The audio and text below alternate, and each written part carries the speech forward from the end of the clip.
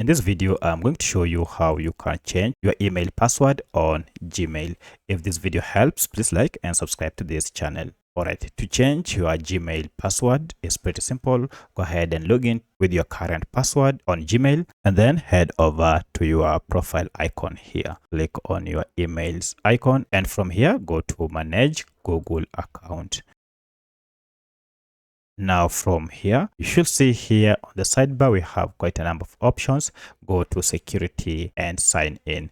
If you click on this, now you can see here under how you sign in to Google, we have password.